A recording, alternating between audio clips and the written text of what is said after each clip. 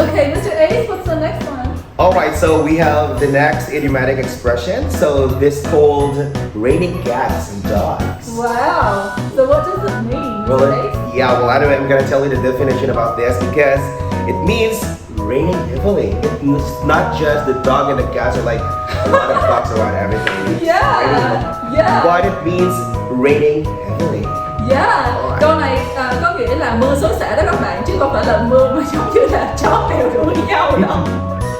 So for instance, what we say is Pedro's soccer game is cancelled because it's raining cats and dogs. That's correct, Cathy. Yeah, one of my students just gave perfect example that he said that, oh teacher, raining cats and dogs means a dog is chasing a cat.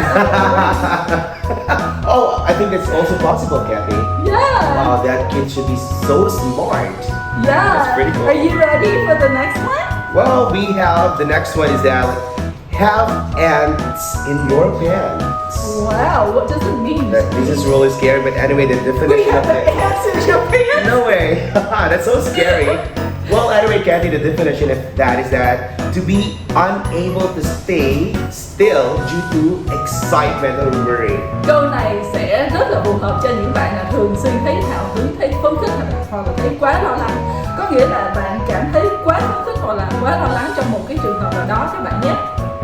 Like for instance, you say, Kareem has ants in his pants because he can't wait to open his birthday present. No way, that's really correct.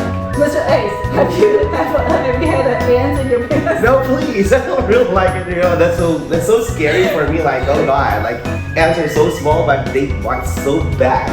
Okay, thank you. Alright.